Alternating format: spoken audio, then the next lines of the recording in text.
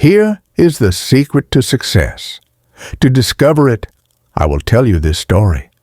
You see, it was in the middle of the 20th century. In the sunny fields of the Loire Valley, the rows of vines stretched as far as the eye could see. In the middle of those fields worked a young man, one known by all as the laborer Pierre, a face tanned by the sun, hands full of calluses and small wounds that never fully closed.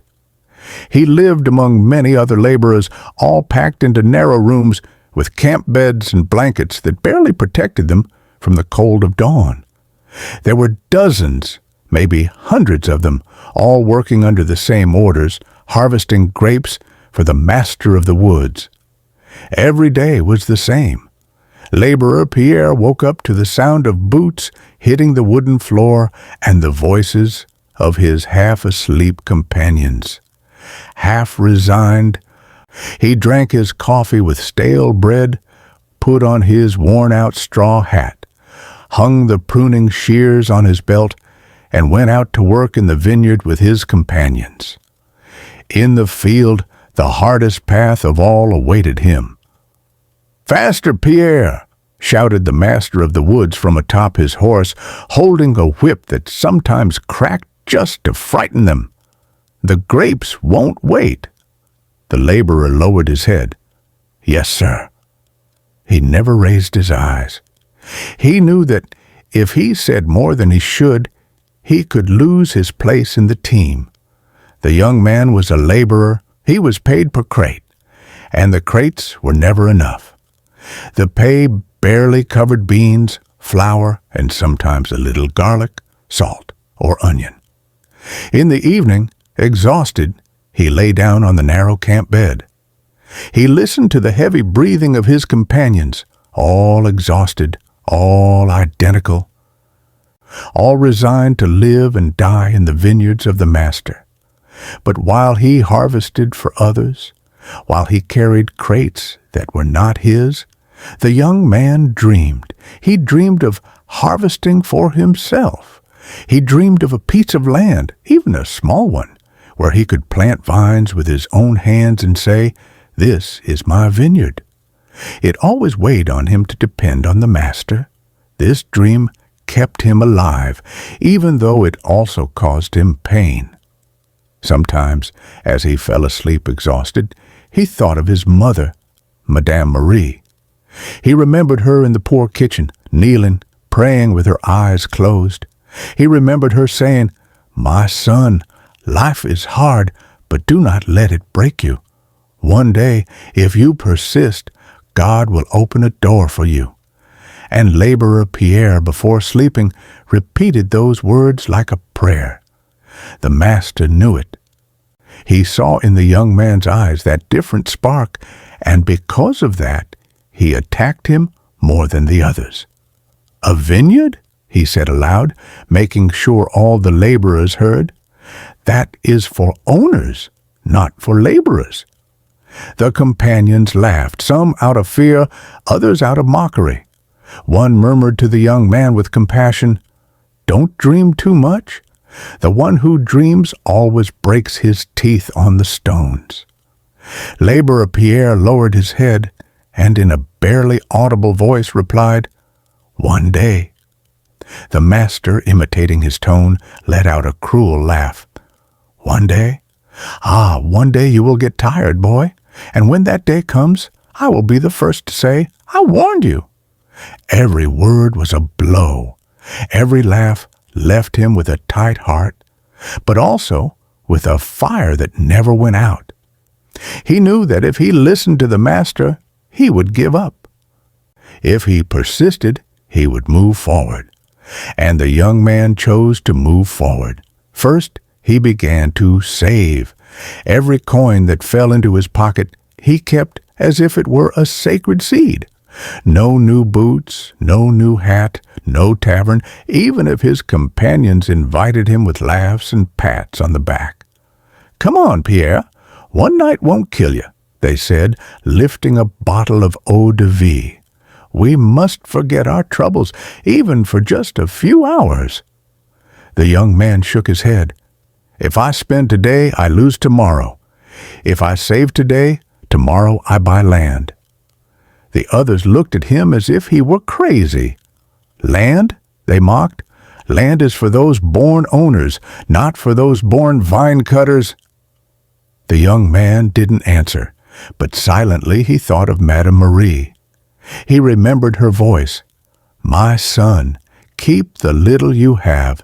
With patience, the little becomes much. Thus, day after day, he kept every cent until he gathered a small bundle of crumpled bills, hidden under his camp bed like a treasure. With courage, he looked for a man who sold small properties, Mr. Bertrand.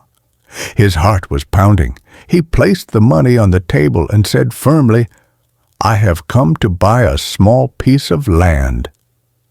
The man, with greasy hands stained with tobacco, took the money, counted it, and burst into thunderous laughter.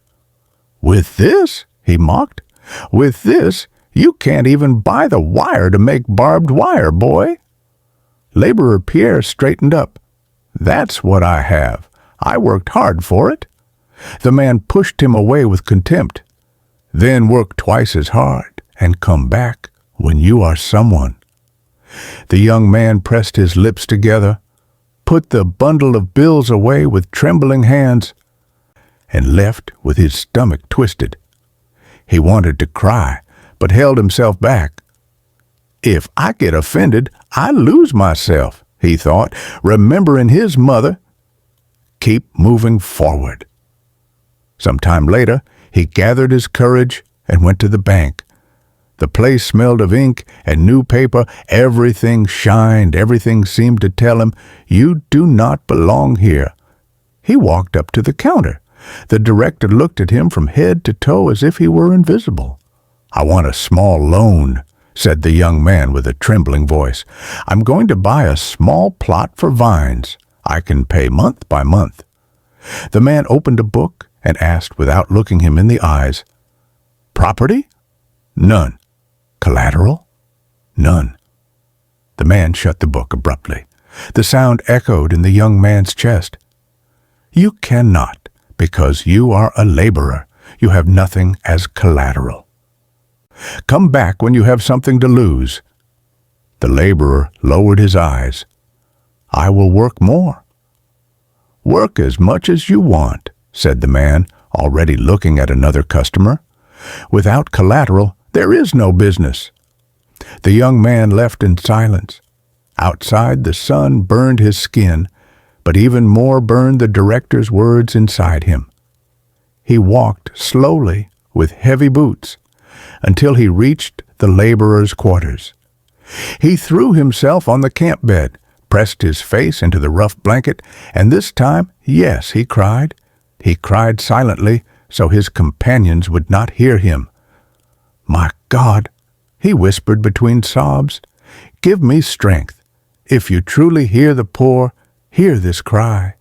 He prayed with all his heart, asked God to give him an opportunity, even a small one, and when he fell asleep with tears still on his face, a soft voice restored his hope, his mother's voice, as if it came from heaven. My son, even if they close the doors on you, do not stop knocking. One will open. Laborer Pierre woke up with that phrase carved into his chest. He knew this was not the end.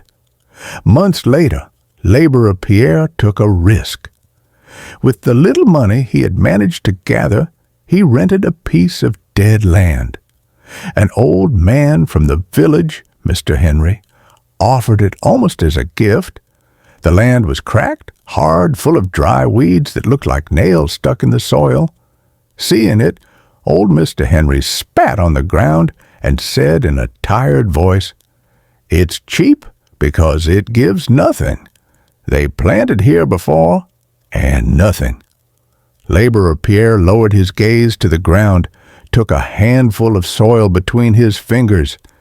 It was dusty, bitter, without strength. Despite that, he clenched his fist and replied, it will give. Old Mr. Henry shrugged and handed him the rusty keys of an old fence.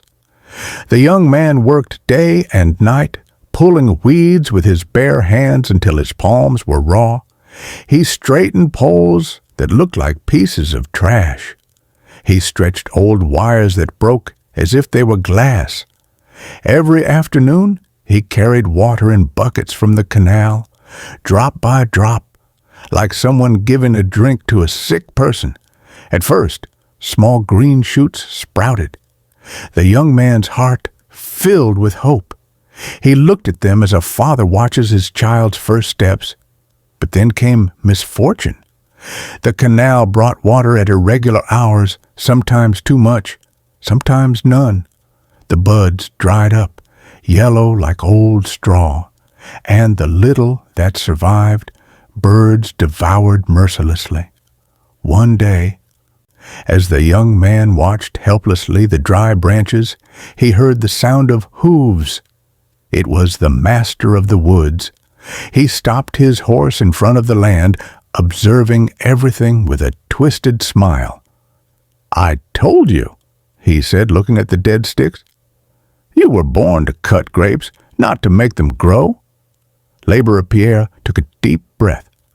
"I'm learning," he said simply. The master let out a dry laugh.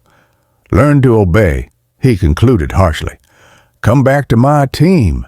At least there you eat." The young man lowered his head, said nothing. He returned to the team, once again cutting grapes for others, filling crates that were not his. But every night, even though his hands hurt and his body begged for rest, he returned to his strip of dead land. He sat before the dry soil and murmured, "Hold on, I'm holding on too." He gathered money again, seed by seed, coin by coin. One day he approached a plant seller. The man showed him weak vines, thin stems, and almost wilted leaves. "They're cheap because they don't take," he warned him.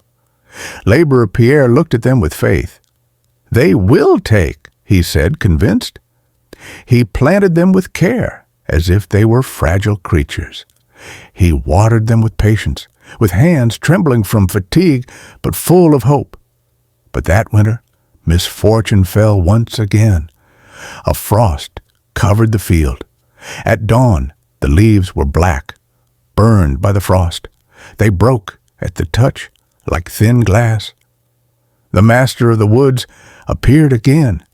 His horse's flank brushed against a dead leaf, which he let fall with contempt.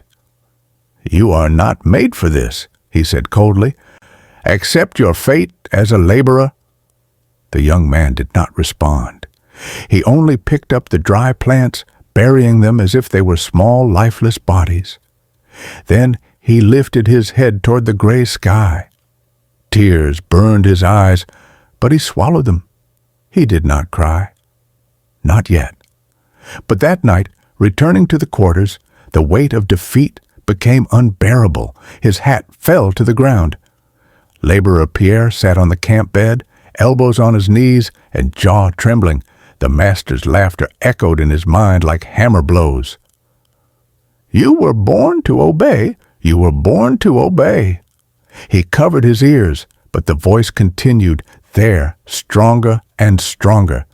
And then, amid the noise of memory, he heard another voice, soft, sweet, his mother's voice, Madame Marie, like a whisper from far away. "My son, even if they close the doors on you, do not stop knocking. One will open." The young man closed his eyes tightly. Tears flowed hot, this time without restraint. He fell to his knees beside the camp bed. He clasped his hands and prayed, "My God, I can't take it anymore. Give me a door, even a small one. If you truly hear the tired laborer, hear me."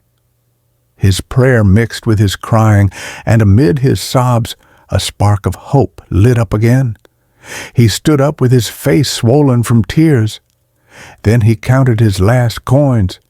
It wasn't much, but it wasn't zero. Days later, he heard a rumor among the laborers. They said there was an abandoned plot near an old canal, a stony land full of salt crusts. No one wanted it. Laborer Pierre went to see it. The ground crackled beneath his boots. He crouched, took a handful of soil, and crumbled it. Between the salt and the stones, he still felt a slight breath. "You breathe," he whispered. "Then I will help you." He looked for the owner, a thin and weary man, Mr. Robert, with a hollow face and drawn features. "Are you selling the plot?" asked the young man. "I'm selling it. No one wants it," replied the man with the resignation. The laborer showed his bundle of bills, crumpled and damp from hiding it. "I have little, but it's all I have." The man hesitated for a moment, then sighed. "I'd be lying if I said it was worth more. If you dare, it's yours." They shook hands. "Deal." Then began the real battle. Laborer Pierre had no weapon but his hands and his faith. Day after day, he removed stone after stone. Some were as big as heads. He carried them on his back and threw them out of the field until the soil could breathe. He drove posts into the earth, stretched wire, measured every distance with a rope. He dug furrows so the water from the canal, though rare, would reach each plant. He bought a few stronger seedlings, cared for them with devotion. He bent over them and spoke to them like sons. "Resist. I'm resisting too." He put ribbons to scare the birds. He pruned, waited, weeded with his own hands, even if he finished with his back twisted in pain. The master of the woods passed by several times. He no longer laughed as much, though he still spoke in a cold tone. "I've never seen someone talk so much to the earth," he said one day. The laborer answered with serenity, "If the earth listens to me, it will answer me." The seasons passed. The stems grew. The leaves opened. One day, small clusters began to appear. The young man looked at them with tenderness, caressing them with his eyes. "If I cut them early, I end up with nothing. If I wait, they will fill. I wait." The sun ripened them. The air filled with a sweet aroma. The clusters grew heavy like violet bells. At dawn, the master of the woods arrived walking. He stopped in front of the furrows. "Incredible! I don't believe it," he said. "There was nothing here." "Now, there is something," replied the laborer. The master, ignoring the answer, left with the face of someone who refuses to admit defeat. Weeks passed. Harvest time arrived. Laborer Pierre rose before dawn. The air was cool and damp, and the vine shone with the morning dew. He took his pruning shears, sharpened them calmly, and bent over the first cluster. He held it for a moment in his hands, like someone holding a treasure. Then, with a firm cut, it fell into the crate, one after another. The clusters filled the crates. The young man worked without rest. Companions he trusted helped him, not for payment, but out of respect. The three of them were enough to bring in this modest but solid harvest. When the truck was loaded, Laborer Pierre waited for no one. He asked no permission from the master. He sought no approval. He carried his crates to the buyer himself. At the market, the air was filled with the smell of wood and old wine. The buyer, a man with a thick mustache and attentive eyes, Mr. Laurent, took a cluster of purple grapes. He tasted it slowly, pressed it between his fingers, then weighed it on the scale. He looked up, surprised. "Sweet, solid, clean." Laborer Pierre felt his chest tighten, as if all the suffering had been worth it in that instant. "Whose grapes are these?" asked the buyer. The laborer raised his head and said, in a clear voice, "Mine. This is my vineyard." The buyer stared at him as if trying to confirm he wasn't lying. Then he smiled, satisfied. "Good. I will pay this amount per crate." The amount he announced was fair, more than fair. The laborer closed his eyes for a moment and murmured to himself, "Thank you, my God." A few days passed. The buyer, Mr. Laurent, a man of his word, mentioned the master of the woods during another negotiation. "Today, you bring me your grapes, but I must tell you that yesterday I received fruit from one of your laborers. A young man brought firm grapes, sweeter than any I've seen in a long time." The master of the woods frowned, surprised. "A laborer?" "Yes," replied the buyer calmly. "A young man who said the vineyard is his, and I believe him because the grapes don't lie." The master fell silent. Inside, he burned. He had spent months mocking him, saying that young man was destined to fail, and now it was another man, a fair buyer, telling him that the laborer he despised had achieved the impossible. One afternoon, when the sun was setting and the shadows stretched across the furrows, the master of the woods appeared on laborer Pierre's land. He did not come on horseback. He walked slowly, hands behind his back. The laborer saw him coming but did not stand. He continued working, clearing weeds from the soil. The master stopped in front of him. For a moment, he said nothing. Then he lowered his eyes and spoke in a dry voice, but without mockery. "Good work." The young man looked at him without stopping. "Thank you." The master clenched his jaw. "I am ashamed. I mocked you, but I see that you do your work very well." He extended his hand. The laborer hesitated for a moment, then shook it firmly. There were no other words, no long apologies, no applause, just that brief gesture, filled with respect. At nightfall, laborer Pierre sat at the edge of his vineyard. The air was filled with the sweet aroma of ripe grapes. He looked at the almost dry canal at the end of the day and thought, if I had given up, none of this would exist. He remembered the voice of Madame Marie Claire in his memory. "My son, even if they close the doors on you, do not stop knocking."